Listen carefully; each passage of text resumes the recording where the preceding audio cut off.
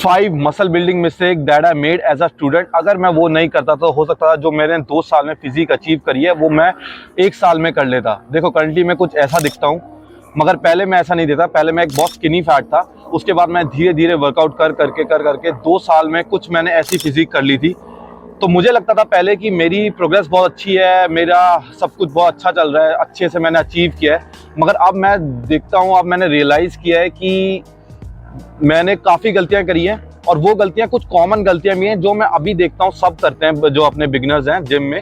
सो मैंने भी वो गलतियाँ करी है, और मैं नहीं चाहता कि आप भी वो गलतियाँ दोहराओ। ये वीडियो देखने के बाद मैं चाहता हूँ कि आपको वो गलतियाँ पता चल जाएँ, और आप वो गलतियों का सोल्यूशन भी इसी वीडियो में मैं बताऊँगा कि वो गलतियाँ ना करें। तो जिससे कि आपकी जो मेरी जैसे प्रोग्रेस 2 साल में जो हुई थी वो हो सकता था 1 साल में होती अगर मैं ये गलतियां नहीं करता। तो आपका भी प्रोग्रेस फास्ट हो जाएगी अगर आप ये गलतियां नहीं करेंगे तो। सो ये 5 मिस्टेक तो मैंने बताई है। इसके बाद मैंने 2 और ऐसी मिस्टेक बताई है जो मैंने लास्ट में बोनस है, तो जरूर सुनना, वो बहुत इंपॉर्टेंट है, जिसकी वजह से मुझे एक इंजरी हुई थी।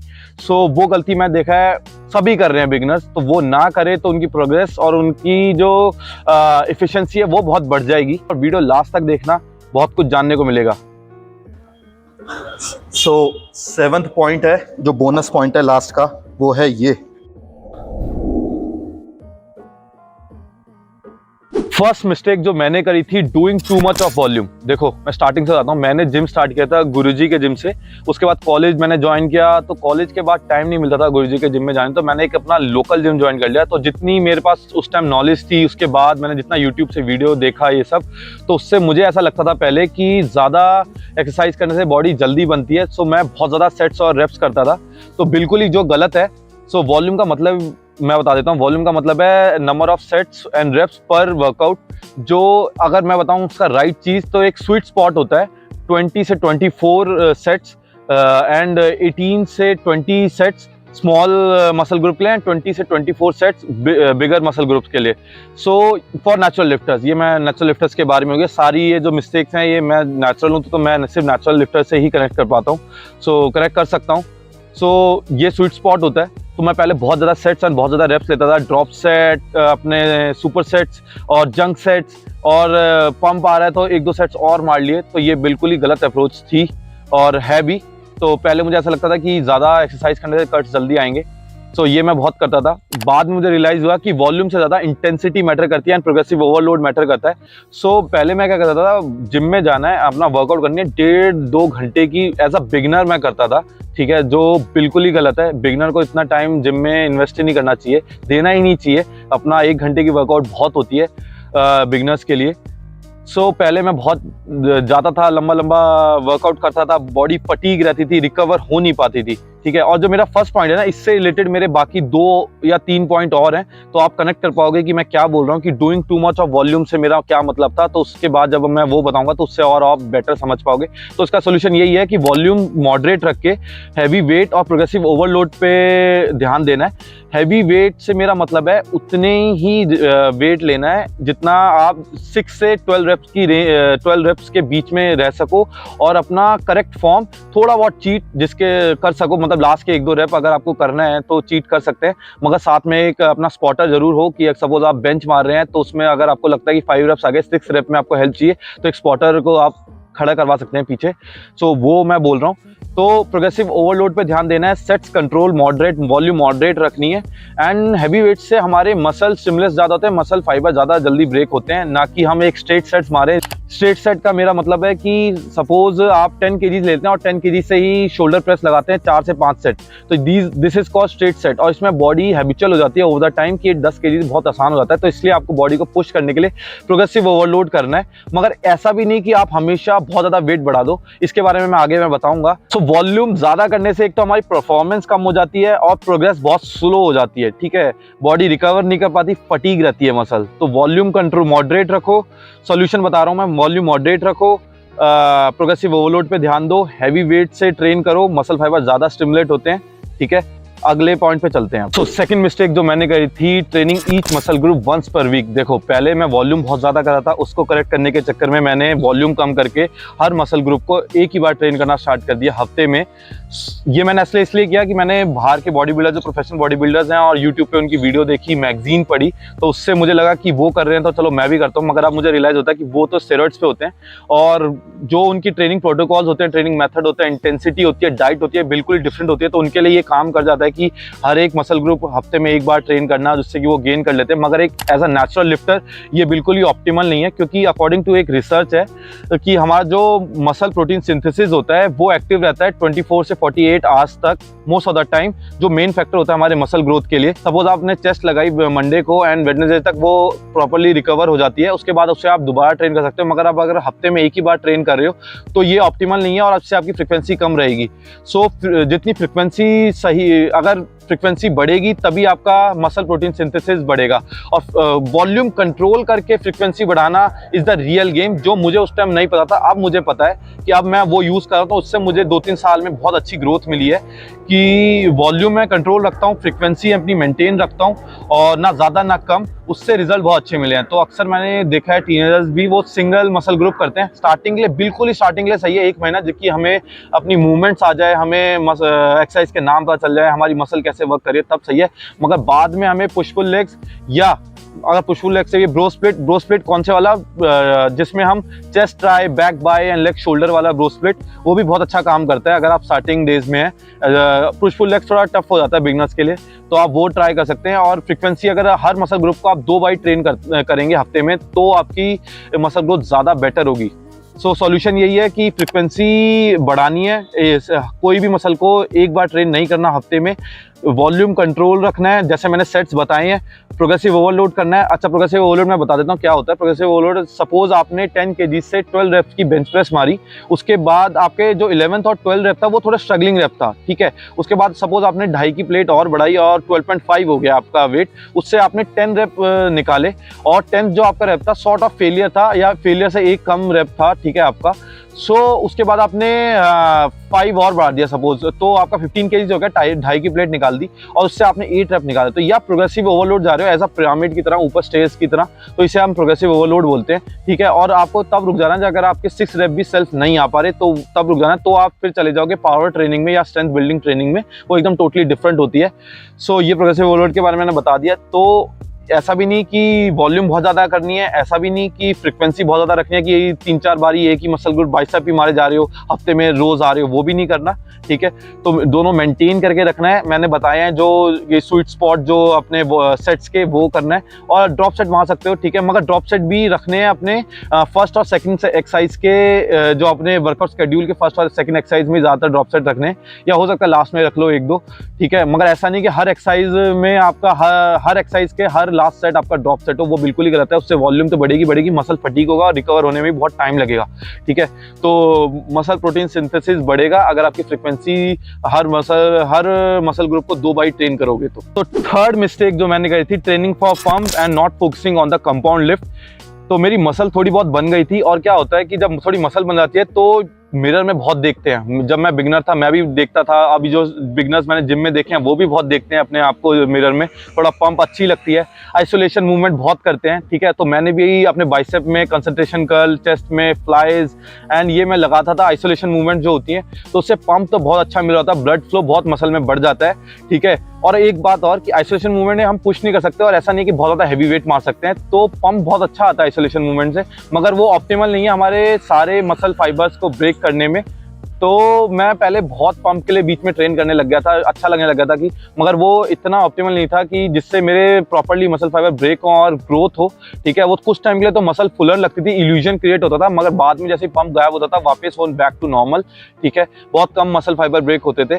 सो जो मैं देखता हूँ आजकल सभी बिगिनर्स करते हैं, most of the time beginners करते हैं, जो बिल्कुल ही गलत है, जिससे प्रोग्रेस बहुत स्लो हो जाती है। ठीक है। तो कंपाउंड लिफ्ट पे फोकस करना है। क्यों करना है? कंपाउंड लिफ्ट से एक तो हमारे टेस्टोस्टेरोन बूस्ट होता है और मेन हमारा कंपाउंड लिफ्ट से ज़्यादा मसल फाइबर रिक्रूट होते हैं, सिमुलेट होते हैं। अगर सपोज आप बेंच प्रेस मार रहे हैं तो बेंच प्रेस से आपके चेस्ट ही ट्रेन नहीं हो रही है, आपके ट्राइसेप और शोल्डर भी ट्रेन हो रहे होते हैं। अगर आप डेडलिफ्ट मार रहे हैं तो डेडलिफ्ट एक ओवरऑल बॉडी मूवमेंट है, आपकी स्ट्रेंथ तो आप जाएगी, आपकी बैक, आपके शोल्डर, ट्रैप्स, आपके क्वाड्स, थोड़ी हैमस्ट्रिंग, थोड़ा ग्लूट्स, सब ट्रेन हो रहा है। इवन स्क्वाट्स मारते हैं तो आपके ग्लूट्स, हैमस्ट्रिंग, आपका कोर, आपके बोलते हैं लोअर बैक, वो भी ट्रेन हो रही होती है। तो कंपाउंड लिफ्ट पे फोकस करना है। कंपाउंड लिफ्ट को ज़्यादा से ज़्यादा अपना करेक्ट फॉर्म में वेट मारना है उस पर, उससे आपकी मसल ज़्यादा बिल्ड होगी rather than doing isolation movement. Suppose आप आइसोलेशन मूवमेंट में आपको बताऊँ, लेग्स में हम लेग एक्सटेंशन करते हैं, बहुत मज़ा भी आता है, पंप भी बहुत अच्छा आता है, मगर क्या वो बेटर है स्क्वाट से? नहीं। स्क्वाट्स में हम ज़्यादा मसल फाइबर सिमुलेट कर पाएंगे, ब्रेक कर पाएंगे rather than doing leg extensions. So isolation movement से ज़्यादा अपना कंपाउंड लिफ्ट्स पे फोकस करो, then move towards the isolation movement. ठीक है, आइसोलेशन मूवमेंट भी पार्ट है, ऐसा नहीं है कि आइसोलेशन मूवमेंट्स को भी इग्नोर कर दो, मगर कंपाउंड लिफ्ट को भी फोकस करके चल रहा है, जो मैंने बीच में स्किप किया था, जिससे मुझे लगता है कि मेरी जो स्ट्रेंथ भी उतनी जल्दी नहीं बढ़ी और मसल जितनी मैं अच्छे से ग्रो कर सकता वो भी नहीं हुआ। फोर्थ मिस्टेक, देखो ये जो मिस्टेक है ये मुझे लगता है कि जिससे मुझे बहुत नुकसान हुआ इस मिस्टेक से। जब मैंने वर्कआउट करना स्टार्ट किया था, जैसे मैंने बताया मैं एक स्किनी फैट था, तो मुझे एब्स लाने की बहुत जल्दी थी, जैसे सबको होती है जिम में जब जाता है कि एब्स आना है, कि मेरा पेट था मगर आर्म्स बहुत पतले थे, शोल्डर्स बहुत थिन थे, मगर हल्का सा टमी नहीं बोल सकते, मगर एब्स भी नहीं थे, स्किनी फैट वाला सिचुएशन थी। तो एब्स आने की बहुत जल्दी थी, तो मैं एब्स के लिए ट्रेन करता था, डेली एब्स मारने या हफ्ते में 3 बार एब्स मारने, जो गलत नहीं है, अब मैं बताता हूँ, मगर सही भी नहीं है। ठीक है, गलत क्यों नहीं है? एब्स मारने चाहिए। और सही क्यों नहीं है? क्योंकि मुझे लगता है कि ऐसा जब हम बिगिनर होते हैं हमें गेनिंग पे ज़्यादा ध्यान देना चाहिए रेदर देन कटिंग या बॉडी रिकम्पोजिशन। बॉडी रिकम्पोजिशन पे सोचा था मैंने, उस टाइम मुझे ये वर्ड भी नहीं पता था कि बॉडी रिकम्पोजिशन, बस मैं चाहता था कि मेरे फैट डाउन जाए और मसल अप जाए, जो बहुत ही मुश्किल होता है करना। सो मैंने वो ट्राई किया, जिसकी वजह से ना मैं पूरा कट कर पाया, ना मैं पूरा अच्छे से गेन कर पाया। अगर हम बिगनर्स में स्ट्रेंथ पे काम कर लेते हैं और प्रॉपर मसल मास पे काम कर लेते हैं, मसल मास बिल्डिंग पे, और हम एब्स के पीछे नहीं भागते। हाँ, कोर ट्रेन करते रहो साइड बाय साइड, ऐसा नहीं कि कोर निगलेक्ट करो, कोर ट्रेन करते रहो, मगर ऐसा नहीं कि आपको बॉडी फैट परसेंटेज नीचे रखना है। तो क्या होता है, अगर हम बॉडी फैट परसेंटेज अगर हम डाउन कोशिश करेंगे कि हम 12 से 15 के बीच में रहेंगे। मैं वेट दिखाता हूँ, मैं पहले बीच में जब मैं एब्स के पीछे पड़ गया था मैं कैसा हो गया था, कुछ आ रही होगी वीडियो आसपास, तो बीच में मेरे ऐसे एब्स आ गए थे जो मुझे लगता था कि यार क्या एब्स आ गए। अब मुझे लगता है कि अगर मैंने उस टाइम अच्छे से गेन किया होता, बाद में मैं आराम से कट करता, तो ज़्यादा अच्छे से फिजिक निखर के आती। ठीक है, तो अगर आप बिगनर्स हो, आप ये वीडियो देख रहे हो, तो अपना इतने एप्स के पीछे मत भागो, पहले प्रॉपर गेनिंग पे ध्यान दो। हाँ, लीन गेनिंग पे, ये नहीं कि तमी ले आओ, अपना ऊट पटांग बाहर का खा रहे हो, पेट वेट बाहर निकालो, वो मत करना। ठीक है, अपना नॉर्मल गेनिंग पे ध्यान दो। और एप्स तो मैं बताता हूँ, एप्स किचन में बनते हैं। एक बार आपने अच्छे से गेनिंग कर ली ना, उसके बाद जब आप कट करोगे तो आपको थोड़ी बहुत डाइट मैनिपुलेशन करनी पड़ेगी, अपनी वर्कआउट में थोड़ी बहुत प्रोटोकॉल्स, अपना ट्रेनिंग मेथड चेंज करने पड़ेंगे, एंड आपके एप्स आ जाएंगे। एप्स ऐसा नहीं होता कि आप सिर्फ वर्कआउट से आते हैं, एप्स मेन बोलते हैं ना कि किचन में बनते हैं, सही में वो किचन में बनता है कि जब आपके बॉडी फैट परसेंटेज लो होता है। तो जब आप बिगिनर हो तो अपना गेनिंग पे ध्यान दो रेदर देन डूइंग कटिंग, या रेदर देन डूइंग कि आप सीधा एप्स के पीछे भागो, जो मैंने किया था, जो जिससे मुझे लगता है कि अगर मैं वो नहीं करता तो जो मैंने 2 साल में जो फिजिक अचीव करी है वो मैं 1 साल में ही अचीव कर लेता उतनी। ठीक है, जितने का डोला मेरा 2 साल में हुआ था, कि मैं बहुत कंट्रोल करके चला था कि फैट नहीं चढ़ने देना बॉडी पे, एंड एब्स रखने हैं, मेंटेन रखने हैं एब्स और पूरे साल भर, जो बिल्कुल ही गलत है। और नेचुरल लिफ्टर के लिए तो बड़ा मुश्किल हो जाता है ये चीज़। तो अपना अगर आपका स्ट्रेंथ अप जारी है, मसल पुट और हो रहा है, वेट बढ़ रहा है, बस टमी नहीं निकल रहा, ठीक है, और एब्स कर रहे हो, कोर टाइट है आपका, और कंपाउंड लिफ्ट में वेट अप जा रहा है, तो मतलब आपकी प्रोग्रेस सही चल रही है। ठीक है, ज़्यादा कटिंग पे ध्यान मत देना स्टार्टिंग में, अपना गेनिंग पे ध्यान देना स्टार्टिंग में। अगर आप स्किनी हो और अगर आप फैट हो तो आपको कटिंग पे ध्यान देना है। अगर सब ओवरवेट हो, ओबीस हो, तो आपको कट करना है, देन आपको फिर लीन गेनिंग की तरफ बढ़ना है। फिफ्थ मिस्टेक जो मैंने करी थी, not generalising my workout lifts, and जो मैं कुछ भी वेट मारता था वो लिखता नहीं था, एक प्रोग्रेस रिपोर्ट नहीं बनाता था, या एक ट्रैक नहीं करता था प्रोग्रेस, जिससे कि मैं एक लूप में फंसा होता। सपोज मैंने मंडे को 10 किलो से बेंच स्टार्ट करी, देन मैं अगले हफ्ते या उससे 2-3 हफ्ते बाद भी फिर मैं 10 से ही स्टार्ट कर रहा हूँ। मैं कोशिश नहीं कर रहा कि 12 से स्टार्ट करूँ, और अभी भी मैं उसी उसी लूप में फंसा हूँ, सेम वेट मारने की कोशिश कर रहा हूँ, ठीक है। सो बाद में मैंने ये मिस्टेक पकड़ी और मैंने ये जो मेरी नोटबुक है मैं आपको दिखाता हूँ। अगर जैसे कैमरे में अगर आ रहा होगा तो जैसे मैंने स्क्वाट्स करे 25 के 12, 30 से फिर मैंने 10 रेप निकाले, 35 से 30 रेप निकाले एंड 37 से 8 निकाले। ऐसे मैं पहले जब मैंने लिखने स्टार्ट किया, जैसे इसमें मैंने अपनी प्रोग्रेस ट्रैक करनी स्टार्ट करी, अपना देखा कि पिछले हफ्ते मैंने इतना वेट मारा था, इस हफ्ते मैंने इतना किया है, इस लिफ्ट में इतना अच्छा हुआ है, इससे मेरी ऐसी स्ट्रेंथ गेन हुई है और रेपिटेशन अप्स गए हैं, क्लीन रेप्स निकले हैं। सपोज अगर मैंने सेम रेप भी मारे हैं उस पर्टिकुलर एक्सरसाइज के उस पर्टिकुलर सेट में, तो मैं देखता कि रेप्स कितने क्लीन आए हैं, कैसा फॉर्म रही है मेरी, ठीक है, कितना अच्छा बॉडी ने माइंड मसल कनेक्शन बनाया है। तो ये जो नोटबुक में मैंने जो लिखता था मैं, इससे मुझे बहुत हेल्प मिली है अपनी प्रोग्रेस ट्रैक करने में और अपनी मसल बिल्डिंग, जो मेरी ग्रोथ की जो स्पीड थी उसे और बढ़ाने में।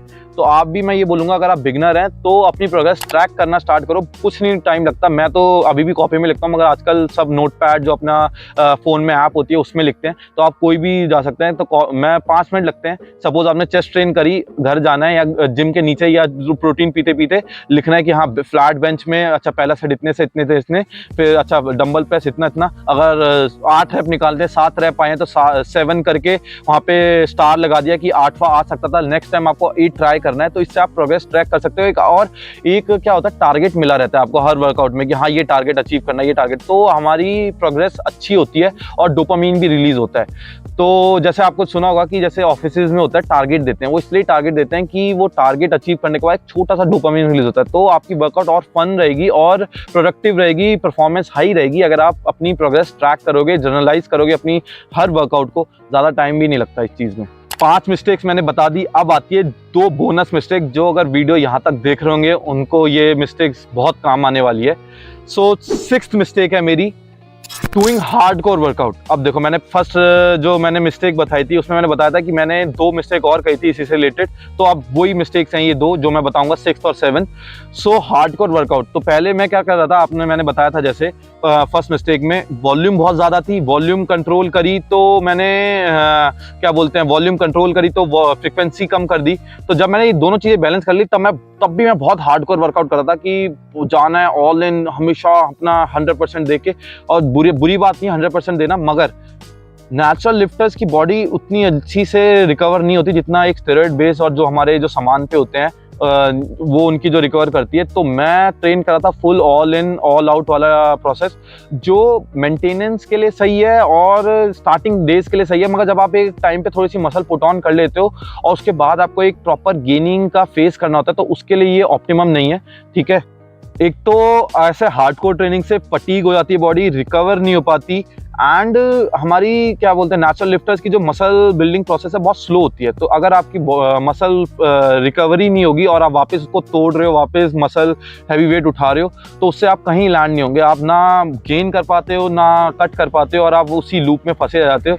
तो अगर इसका क्या सोल्यूशन है, इसका ये सोल्यूशन है 5 डेज ऑफ वर्कआउट। मगर मैंने बोला था फ्रिक्वेंसी बढ़ा के आपको हर मसल ग्रुप 2 बार ट्रेन करना है, मगर अब मैं बोल रहा हूँ 5 डेज तो ट्रेन करना है। तो देखो, स्टार्टिंग डेज में 6 डेज चलता है, मगर आपको जब अगर प्रॉपर गेनिंग फेस करना है, सपोज 3-4 महीने का या 3 महीने का सपोज लेके चलते हैं, नवंबर, दिसंबर, जनवरी या फरवरी, ठीक है। अगर आप ये 3 या 4 महीने का अगर आप सोचते हो कि आपको गेन करना है एंड आप बिगिनर से थोड़ा सा आप हो गए, बिगिनर से थोड़ा सा मीन्स आपने 8-9 महीने या 10 महीने आपने वर्कआउट कर लिए, तो आप 5 days of workout plan switch करना। इसमें आपको कैसे कर सकते हो, आप इसमें कर सकते हो chest, try, shoulder, back, by, traps and legs, ठीक है। उसके बाद अगर आपको आर्म्स करने, आर्म्स कर लो, या आपका कोई भी वीक पार्ट है, सपोज आपका चेस्ट वीक है तो आप चेस्ट लगा सकते हो, आप फिर लेग्स दोबारा लगा लो, ठीक है। 2 बार लेग्स हो जाएंगे, एक बार आपका कोई भी जो वीकर पार्ट है वो हो जाएगा, या आर्म्स लगा लो, ठीक है। ऐसे मैं ट्रेन कर रहा था 5 days a week, 2 days a rest. तो रेस्ट इतना अच्छा मिलता है, जब आप दोबारा अगेन वर्कआउट करने आओगे तो आपको स्ट्रेंथ तो आप मिलेगी, आपको दिखेगा कि आपकी स्ट्रेंथ अब जा रही है, आपकी फॉर्म बहुत अच्छी हो गई है। फॉर्म का मेरा मतलब है कि माइंड मसल कनेक्शन बहुत अच्छा बनेगा, तो आपको बहुत कंट्रोल मूवमेंट मारोगे, ठीक है, सेम वेट से। तो और कॉन्फिडेंस तो आप जाता ही जाता है, जब आपको लगता है कि हाँ यार ये पिछले हफ्ते बहुत मुश्किल से हुआ था सेट, ये बहुत आसान से हो गया और अब मैं 4th सेट में वेट और ज़्यादा बढ़ा सकता हूँ। जो 3rd सेट था वो मेरा जो मेरा पिछले हफ्ते का 4th सेट था, वो इस हफ्ते मेरा 3rd सेट बन गया। तो इस तरीके से कॉन्फिडेंस अब ज़्यादा है। तो 5 डेज का रूटीन मैंने जब फॉलो करना स्टार्ट किया था तो मैंने देखा था कि मेरी गेनिंग बहुत अच्छी हुई थी। ठीक है, तो अगर आपको लगता है कि आप थोड़े से बिगनर से थोड़े से ज़्यादा हो चुके हैं, 1 साल हो गया है, आपको 6 महीने या 8 महीने 10 या 9 महीने 10 महीने हो गए, तो आप ये 5 डेज वाला करना और फिर देखना कि आपके जो मसल बिल्डिंग की जो प्रोसेस है वो कितनी स्पीड अप हुई है।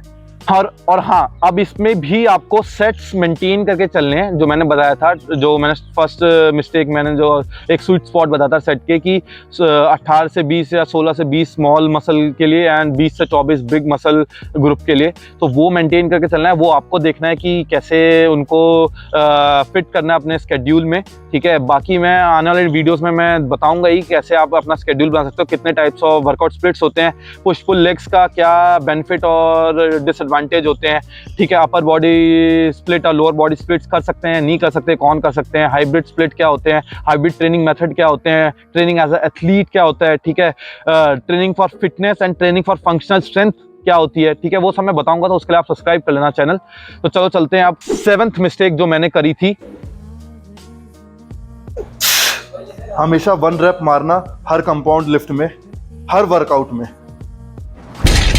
तो बहुत मज़ा आता है 1 रेप मैक्स हिट करने में, मुझे भी आता है। ठीक है, मगर मैंने क्या किया था, पहले मैं बताता हूँ, ये बिगनर्स की मिस्टेक है, मेरी थी और अभी भी मैं देखता हूँ बहुतों की होती है। जिम में जाना है, हमेशा बेंच प्रेस पे 1 रेप पे जाना है, हमेशा स्क्वाट्स में 1 रेप पे जाना है। इट्स गुड कि कंपाउंड लिफ्ट आप कर रहे हो, मगर 1 रेप पे जाना इज नॉट ऑप्टिमल।